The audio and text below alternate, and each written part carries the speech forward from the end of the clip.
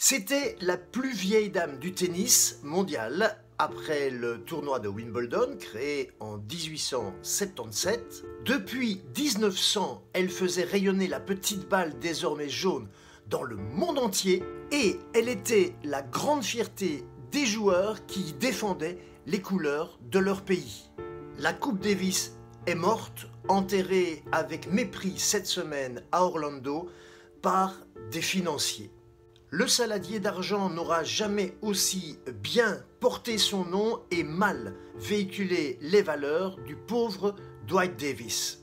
Il doit se retourner dans sa tombe comme les joueurs amoureux des traditions doivent se tourner et retourner dans leur lit depuis jeudi.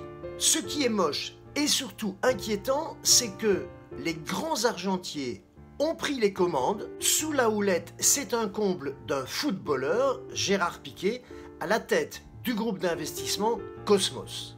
La nouvelle mouture de la compétition, qui devrait changer de nom pour beaucoup, sera lancée dès 2019 aux grandes dames des joueurs qui en écrivaient chaque année la légende, dans la sueur et les cris enthousiastes d'un public toujours heureux de soutenir sa nation et de respecter celle d'en face. La Coupe Davis sublimait la neutralité, la tradition, la beauté sportive et surtout, elle n'était pas encore totalement dénaturée par l'argent, ce qui, d'après certains, serait l'explication d'une bouderie de la part de quelques joueurs du top. En Belgique et dans de nombreux autres pays, les numéros 1, à l'instar de notre David Goffin national, n'ont jamais hésité à mouiller le maillot pour porter haut leur couleur dans une compétition de longue haleine qui ne s'était jamais reniée malgré quelques liftings. Ici, il s'agit d'une grossière opération de chirurgie esthétique du genre, vous savez, de celles qui font des énormes lèvres ratées, prêtes à sucer n'importe qui et n'importe quoi pourvu que ça rapporte. C'est vulgaire, mais j'assume. Je dirais même que dans l'histoire, ce sont les joueurs qui sont baisés et bien mal baisés. Steve Darcy, notre Mr. Coupe Davis, a déclaré tout simplement qu'on avait tué sa coupe. Et de nombreux champions trouvent aussi qu'elle est pleine, menaçant d'aller jusqu'à boycotter cet ersatz. Fini donc les longs week-ends de compétition entre nations, les réceptions à domicile, les matchs en terrain neutre, les tambours et chants du public qui pouvaient au moins se permettre d'aller voir une ou deux rencontres de Coupe Davis chaque année. Il faudra désormais aller quelque part au bout du monde pour vivre un tournoi d'une semaine comme les autres et payer très cher son ticket. Parce que oui, c'est avant tout une histoire de pognon, Cosmos garantissant 20 millions de dollars à la Fédération internationale de tennis sur les 20 prochaines années. Attention, certains se sont déjà fait autant avoir il y a quelques années alors qu'on leur avait promis 10 milliards.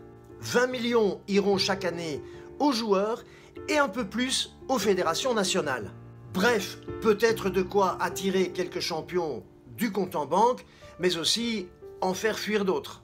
Certes, le tennis n'est pas un sport pauvre et les sommes qu'il brasse ont toujours été énormes, mais là, un joueur de foot y fait entrer la totale démesure du gros ballon. C'est surtout regrettable pour des dizaines de millions de joueurs amateurs, de petits clubs et de passionnés. Quand quelqu'un ou quelque chose vend son âme au diable, des choses fondamentales sont remises en question, dont peut-être, en fin de compte, leur intégrité. Plus de 71% des votants étaient pour la vente rapide et au rabais, alors que pour ces amoureux, le tennis conservait une certaine morale. Si la petite balle jaune se prend la grosse tête et gonfle comme un ballon de foot, c'est Jean de La Fontaine qui aura encore raison. La grenouille sera devenue aussi grosse que le bœuf et elle risque bien de connaître le même destin. Jeu, set et match. À lundi.